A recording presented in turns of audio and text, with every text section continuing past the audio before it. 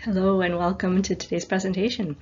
We're going to be talking about weight gain with medication and with psychosis. My name is Margo. I'm one of the nurses here at On Track, and my co-facilitator that you'll meet later in the presentation is Anne-Marie, our dietitian. Individuals with psychosis can have several metabolic issues. What we can see is weight gain, and the more concerning would be weight gain around the waist. We can see changes in blood sugar level, either in a pre-diabetes range, where it's higher than normal but not at the diabetic range, or type 2 diabetes. Unfortunately, people with psychosis are 2 to 4 times more likely to have type 2 diabetes than the general population. There also could be changes in cholesterol, where we could see a higher rate of bad cholesterol or a lower rate of good cholesterol. We can see cardiovascular disease, and we can see metabolic syndrome. So metabolic syndrome is an assessment that is done where we look at waist circumference, we look at a couple of cholesterol levels, we look at blood sugar levels and blood pressure. So if an individual has 3 out of 5 that are abnormal, then that would be considered metabolic syndrome. People with psychosis may also have a stronger family history of diabetes and heart disease. They themselves can have weight gain or obesity. They could have dyslipidemia, which is changes in cholesterol again, or elevated blood sugar. All of these before even starting medication. Here's a list of some of the contributing factors for metabolic problems. The medication that we prescribe, the antipsychotic medications, can impact weight gain. It can impact other blood levels, even without weight gain. Other medications, such as antidepressants and mood stabilizers, can also impact metabolic issues. The symptoms of psychosis, such as positive symptoms, where, for instance, somebody with paranoia may not trust the food that's in the home, may feel that it's poisoned, so may opt to instead eat something that's processed and packaged, feeling a bit more safe with that, but it's of course not as healthy. And then again, the negative symptoms of psychosis, where somebody could be isolating in their room or in the basement and not moving the way that we should be moving every day, can also lead to weight gain. Poverty is another issue for a lot of people. So the ability to afford nutritious food, so fruits and vegetables, are very expensive. And if you're trying to balance a budget, it might not be in your budget. So you're going to be eating more highly processed foods, which again, not very healthy. Again, fewer opportunities to exercise. If we look at genetics, there can be definitely genetic factors that can contribute to metabolic issues. Emotional eating, definitely when you're feeling like you need to make yourself feel better, you're not going to be reaching for a carrot. You're going to be reaching for either a sweet or a salty chip. So that's going to impact things for sure. Low self-esteem, and then even cognitive impairment, where you can't really appreciate what is a healthy choice and what's not a healthy choice, or what is a proper portioning of food. That can certainly play a role. The Canadian Diabetes Association now recognizes schizophrenia as a risk factor for diabetes.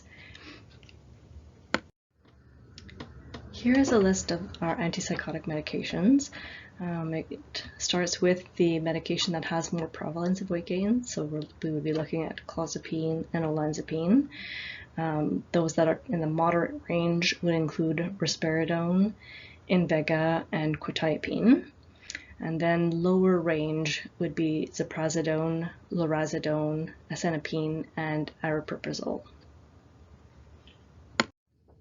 We spoke briefly about other medication that can cause metabolic issues.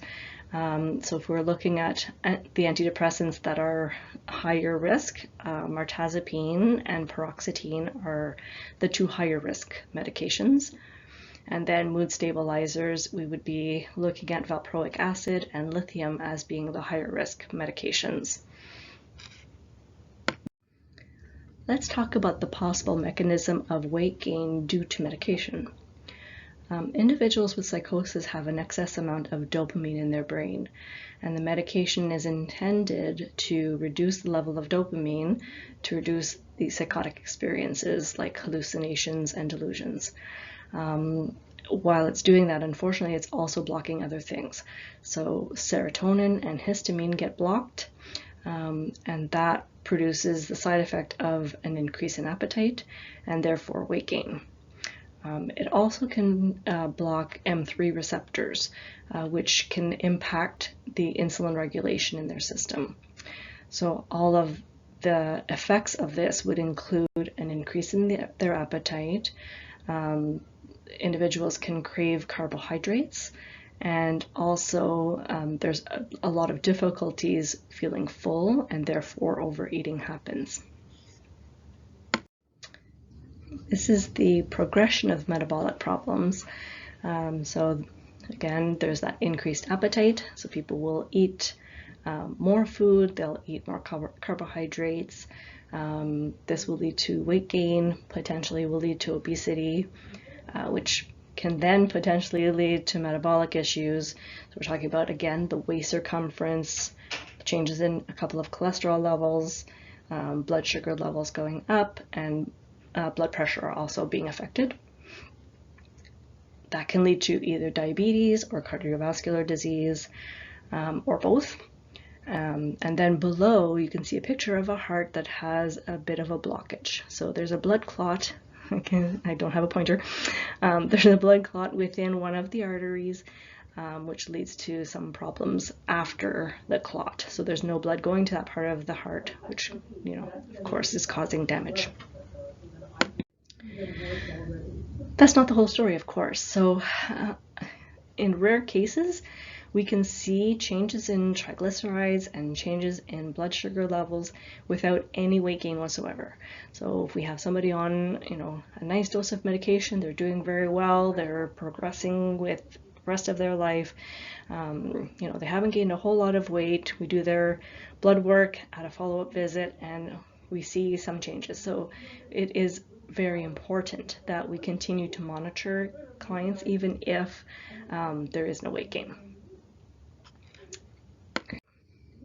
So again, our antipsychotic medications, here's a list of the worst two would be, again, clozapine and olanzapine. There's, pretty likely going to be weight gain.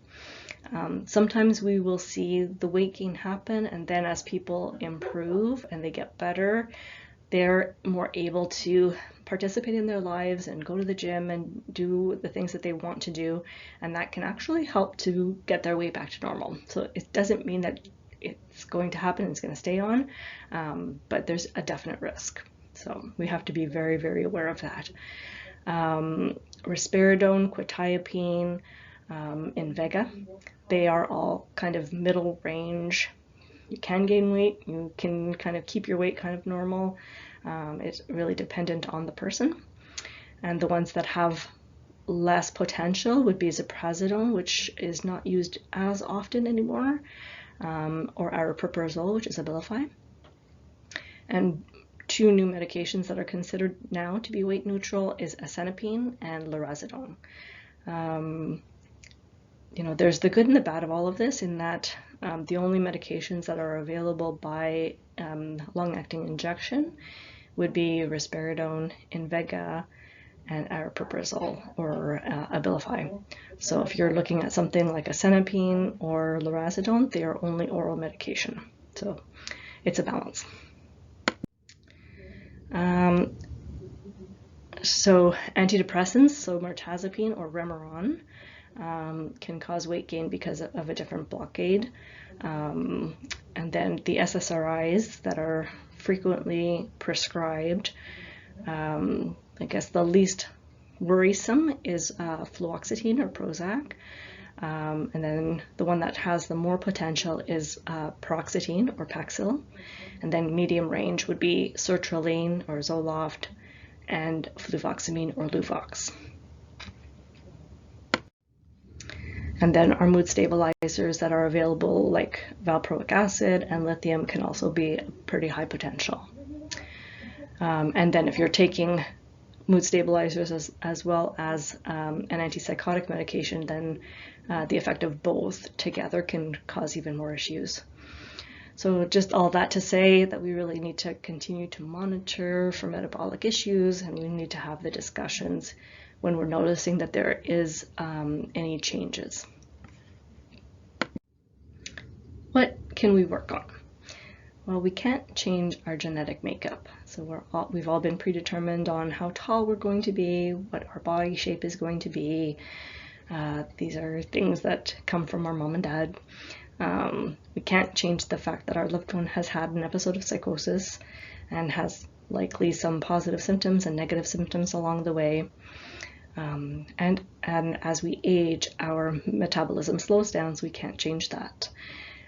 Things that each individual can work on is our lifestyle. So whether you've had psychosis or not, it's always a good thing to kind of look at the choices that you're making, and just to be sure that they're healthy choices. So if you have a regular routine in your day, if you're choosing some good foods throughout the day, if you're drinking enough water, if you're moving enough throughout the day, if you smoke, is that something that you want to work on and look to change? So those are all things that we can work on together. The other thought is we can look at medication. We can decide on possibly looking at a switch if you're on something that's causing you a lot of weight gain and you're really struggling and you can't find the energy, the oomph to make any positive changes in your lifestyle. Maybe we can try something a little different and see if that's a bit of a better fit for you. So it's really a balancing act, right? It's looking at, there's risks of the illness, whether that be untreated psychosis, whether that be partially treated psychosis. There's risks there. And then there's risks of weight gain and metabolic issues and what that looks like down the road. So it's really, an individual choice, and it's really working with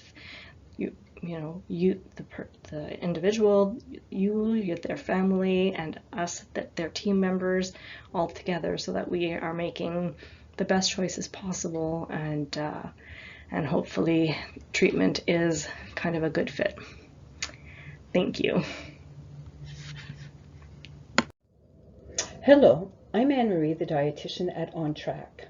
In order to support our loved ones in eating healthy, we need some knowledge of nutrition. We need to look at our eating environment, as this can facilitate or hinder the adoption of healthy eating. And we should also aim to model healthy eating for our children.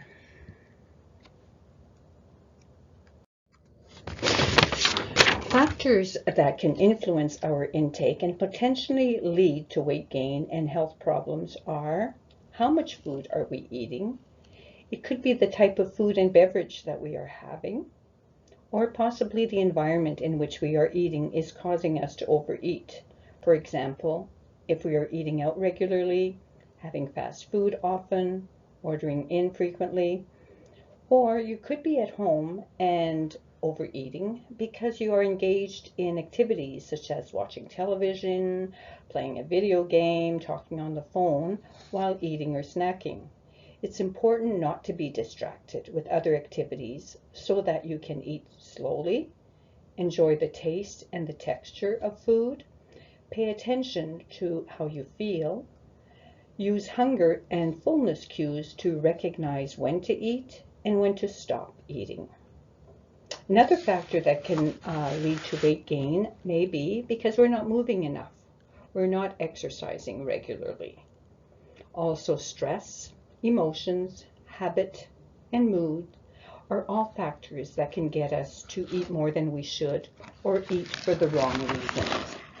We often turn to food to help heal our emotional problems. Today, food is available everywhere. Every time we turn around, we are surrounded by countless food choices, some obviously better than others. And it takes a lot of self-control to manage well. There is food available at the gas bar, the drugstore, 24-hour drive-through, and often it is not a wide variety of fruits and vegetables that they offer, but rather high-calorie convenience-type foods. Commercials about food on television is a multi-million-dollar industry, and they know how to tempt all of our senses. It is human nature to want to try foods that are so well marketed, and it really takes a lot of self-control to resist the temptation. Portion sizes have changed a lot over the years. 20 years ago, a common sandwich would be a club sandwich, and that was about 320 calories. Today, a similar sandwich at Subway, for example, would be somewhere around 820 calories. So that is a 500 calorie difference in one item alone. So we need to be aware of supersizing and the extra calories associated. We also need to ask ourselves, am I eating out too often? And when I do eat out, could I be making healthier choices? Menus are available online, so we need to take a few minutes, look at them, and then customize our orders. When eating at home, try using smaller plates, bowls, and cups. We tend to fill our food containers. Small dishes hold less food and makes the portion appear bigger. Your eyes will tell you, this is a full plate, I should be satisfied. Then enjoy your food, savor each bite, and stop eating when you feel full. Recognizing satiety is very important. A good way to start establishing healthier eating habits is to set small goals. This is an important first step that we encourage with our clients, as often they don't know how to work the advice that we give them into their daily routine. Setting 1 to 3 nutrition goals is usually ideal. We must make sure that these goals are small and achievable. We encourage the clients to practice these goals for 3 to 4 weeks, or what we also call the 100-meal rule. Then, once it becomes a habit, we can add another nutrition goal at the next visit. Examples of goals could be eating at the table without distraction, or managing certain cravings, limiting fast foods, or drinking more water. Since our clients are going through important lifestyle changes, this certainly affects their eating habits. For example, many are now home more than usual if they stopped working or going to school and have easy access to food all day long, which can lead to overeating. If they are home snacking all day and not having set meals, they cannot expect to have a balanced diet and maintain a healthy weight. It is important to realize that we all need to plan for set meals and balanced meals. We need breakfast, lunch, and supper. And yes, breakfast is a very important meal, and it is generally the most neglected meal of the day. It's important to eat breakfast within 1 hour of waking. Studies have shown that people who eat breakfast have more energy, better concentration and memory, lower cholesterol, less cravings. Eating breakfast helps to stabilize hunger for the whole day. And people who eat breakfast are also typically leaner than people who do not. People who skip breakfast tend to eat more at lunch and supper and snack more throughout the day. They have more cravings for sugar. Fasting increases the appeal for high-calorie foods. And skipping breakfast is also linked to poor blood glucose control. So when we do our diet counseling, we don't focus on calories per se, but rather talk about setting yourself up for having regular meals, balanced meals, and managing portions. It's important to focus on the bigger picture, which is establishing that pattern of having 3 meals a day. In other words, meal regularity. Good sleep hygiene is also important for good appetite.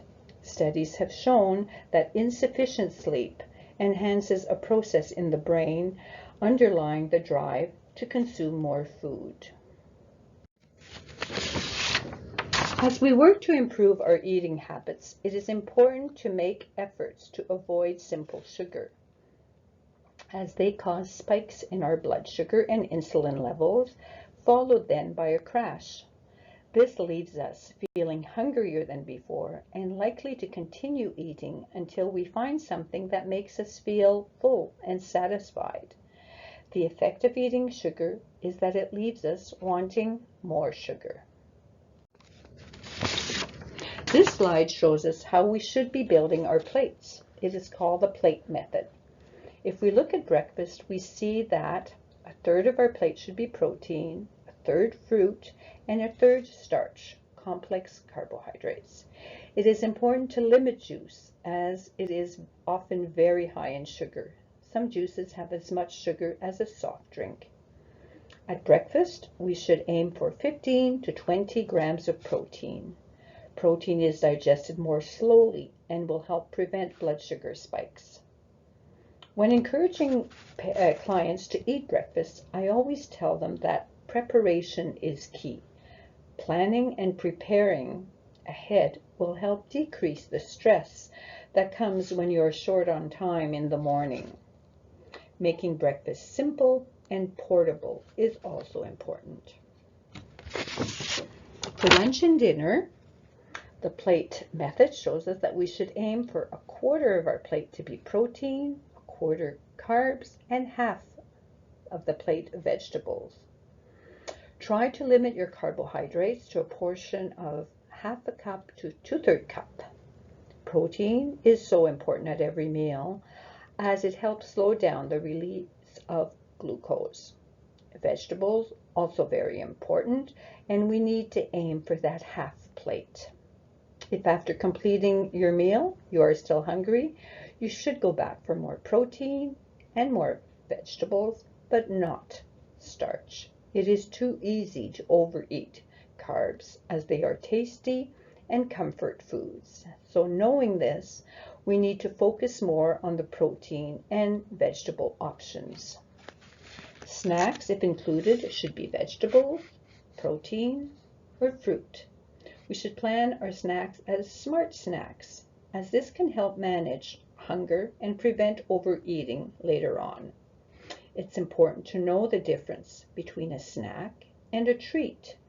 A healthy snack should be somewhere between 80 to 100 and even up to 150 calories.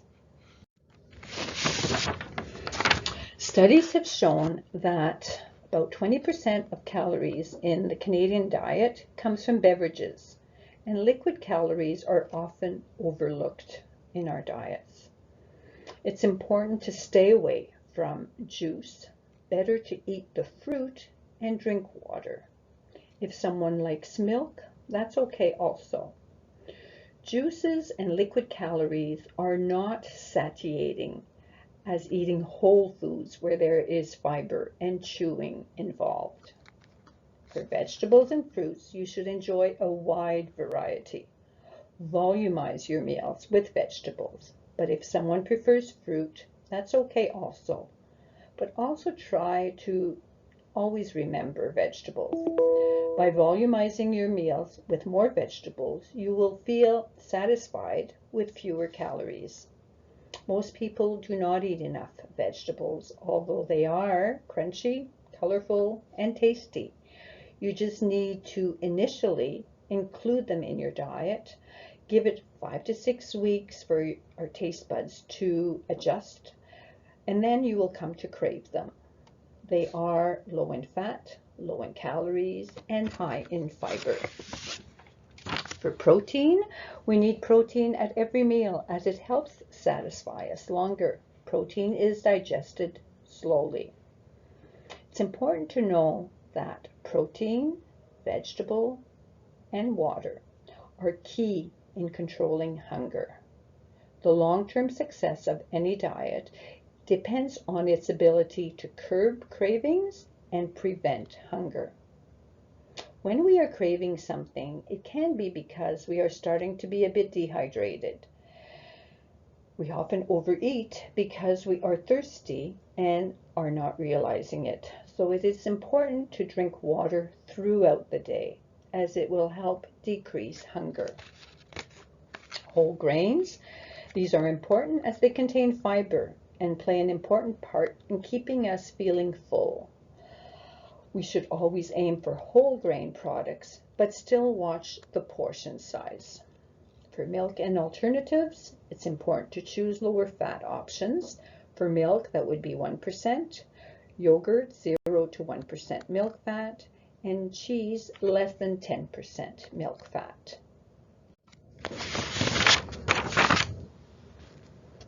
Now let's look at beverages.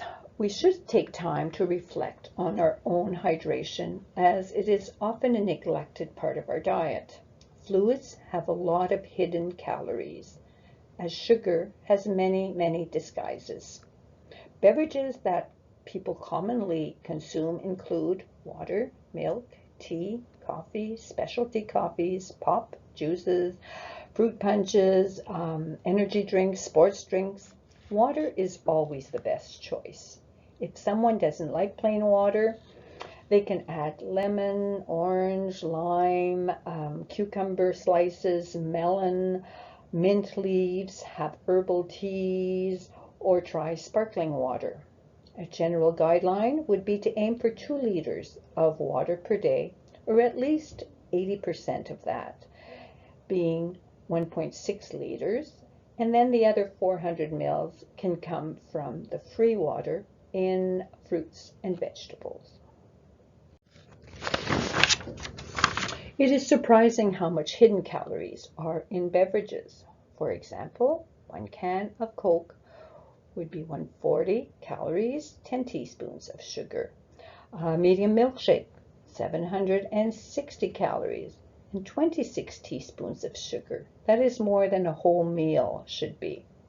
It's quite astonishing how much sugar we consume without even realizing it. Health officials recommend 5 to 7 teaspoons of sugar per day. Other officials will say 7 to 10 teaspoons. Canadians on average take 25 to 38 teaspoons of sugar per day, significantly more than the recommendation. This slide just shows us that the portion sizes of our beverages are also important. Here we look at the amount of sugar in various coffees and teas. When we look at the last one listed, a regular coffee with 40 calories, 1 sugar, 1 milk, there is no problem.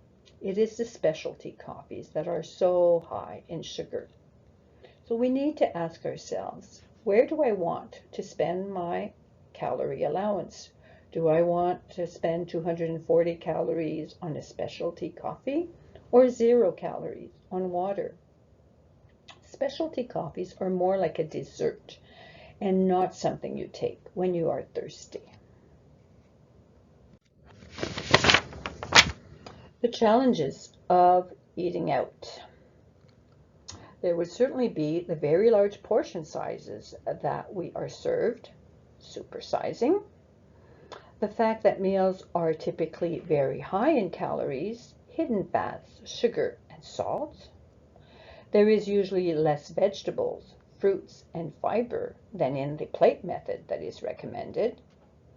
There are various hidden ingredients, and it is quite costly. Now let's look at some restaurant choices. For example, a Big Mac would be at about 540 calories, plus many people would have sides with that. Chicken quesadilla, 850 calories, plus a beverage and dessert in some cases. There are definitely better options that you can choose. It's important to remember that we should aim for about 500 calories per meal, and none of the options here really meet that goal. The general recommendation of calorie needs for a young woman would be between 1,600 and 2,000 calories per day, depending on her activity level. And for young men, it would be between 2,000 and 3,000 calories per day, depending again on their activity level. Most clients that I see are quite sedentary, so they would be at the lower end of the caloric range. If we look at a typical Harvey's lunch, we may be surprised to see that with the Great Canadian Burger, a large onion ring, and a soft drink, we are consuming 1,460 calories for one meal, when it should be 500 calories. This is 3 times the amount of calories. Therefore, eating out should be a treat, maybe once a week. We need to plan ahead, not go when we are too hungry. Remember to customize our order and look up nutrition information online. Now here we have the revised Harvey's lunch, and you can have a completely acceptable lunch at 510 calories instead of 1,460 calories. You have saved 950 calories in one meal. So there are ways to eat more reasonably when out. It's all about how often you eat out and the choices that you make. When eating out, consider customizing your order. Ask for lunch-size portions or small portions, and you are likely to save 300 calories or more. Choose salad or baked potato instead of fries every time, or ask for half fries and a small salad. Choose plain and add your own sauce or dressings. Have water. Ask for extra vegetable toppings on pizza, on wraps, on subs. Choose low-fat mayo dressings or cheese. Have grilled vegetables with your meal. Choose whole wheat, buns, pasta, pizza crust. These are all options that we have. This slide shows us the difference in calories between drinking juice, orange juice, versus eating the fruit. So 170 calories versus 70 calories. And also the difference in fiber, which is significant. Since we know that it is certainly easier to prevent weight gain than to lose the extra weight once you've gained it, researchers did come out with a scorecard that ranks different foods on their ability to help maintain a healthy weight. In the top box, the green-colored box, you find foods that are linked to the prevention of long-term weight gain. And in the lower box, the red-colored box, you find foods that promote long-term weight gain. This is an easy way to categorize foods with respect to weight gain.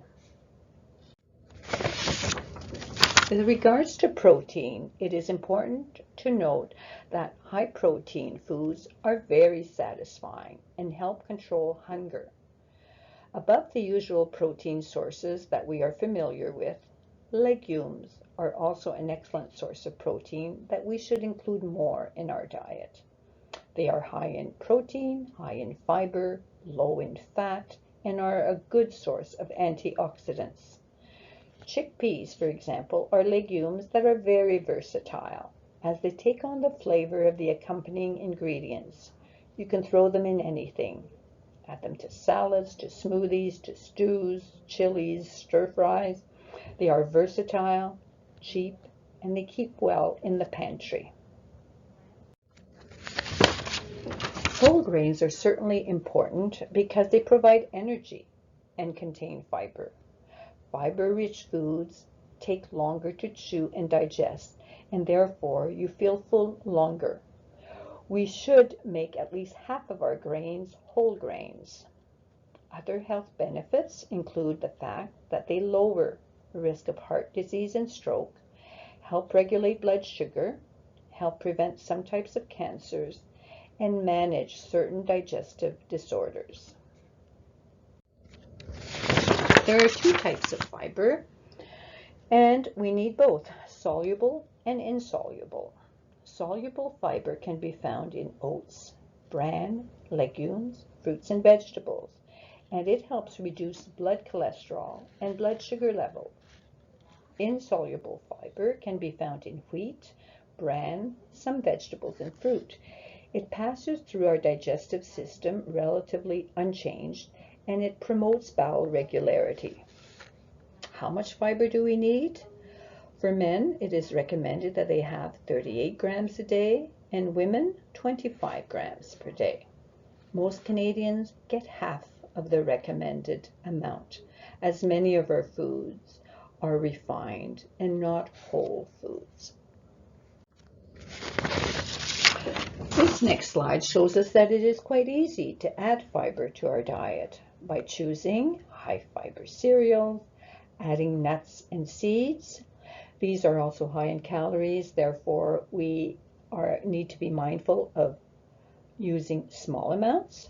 Adding beans, barley, lentils to soups and salads, adding flax to hot cereals, to muffins, including quinoa in our diet, adding black beans to salsa, lentils to pasta sauce, eating the skin and peel of certain fruits and vegetables, using legumes instead of meat once a week, having a meatless meal, using half whole wheat flour when baking, and looking for whole grain products. So what does healthy eating mean? In resume, it means eating regular, planned meals, 3 meals a day, to help reduce hunger and cravings. Have balanced meals like the plate method. Schedule smart snacks, not treats. Choose whole foods for snacks, foods that require a lot of chewing. It's important to choose foods that keep you full.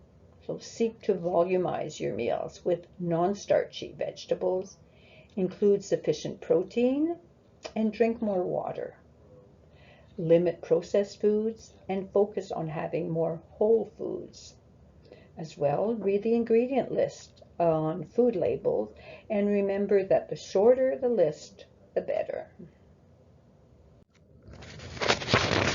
It's important to assess our food environment to see what types of food are available at home.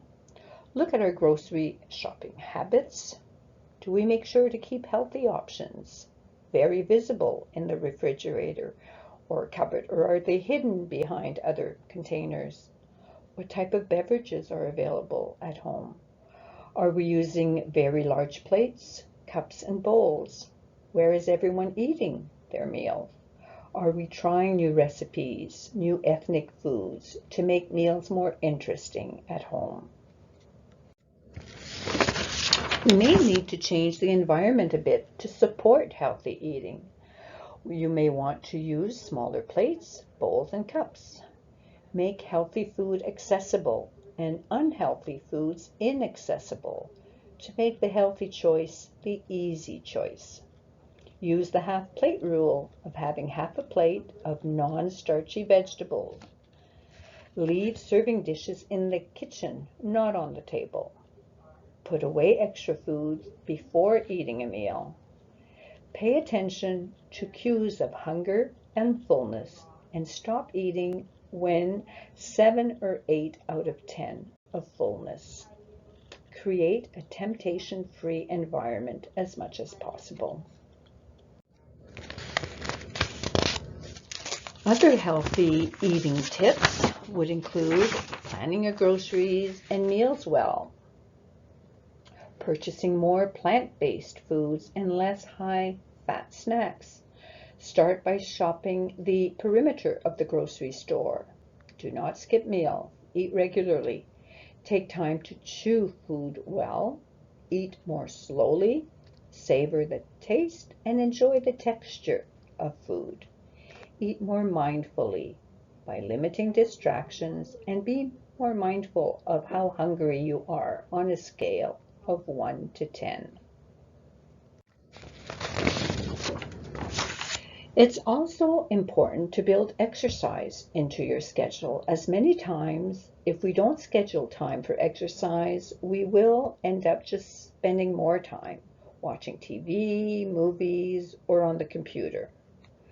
We always find time for the things that we value. Therefore, we need to make exercise a priority.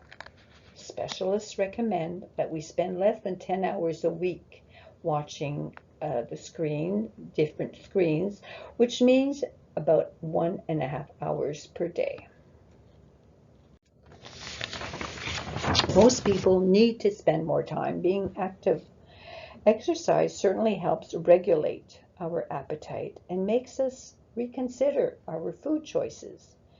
It can improve our mood, reduce stress, help build muscle mass, improve lipid profile, lower blood pressure, and improves insulin resistance, amongst other benefits. We should aim for 30 to 60 minutes a day of exercise. It is important also to know what triggers our eating. For some, it will be social triggers, for example, when they are out with friends.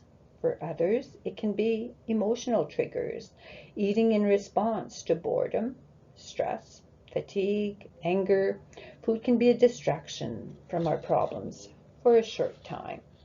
For others again, it can be situational triggers. For example, eating because the opportunity is there, having a free refill, an extra large fry. We need to recognize the difference between emotional hunger versus real physical hunger. Emotional hunger comes on suddenly, whereas physical hunger occurs gradually. When you eat to fill a void that is not related to an empty stomach, you crave more specific foods such as pizza, could be ice cream, could be candy.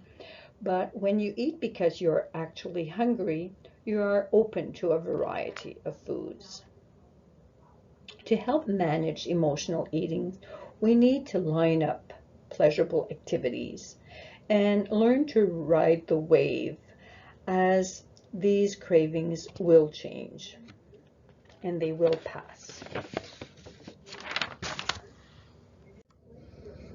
In conclusion, it is important to realize that setbacks with our diet can happen, and this is part of making changes. So when this happens, we need to identify the challenge, utilize tools, and continue with the change in diet. Always remember that small steps, small changes go a long way to establishing a healthier diet. Thank you for taking the time to join me, and if you have any questions, please let your primary clinician know, and I will be glad to get back to you. Thank you.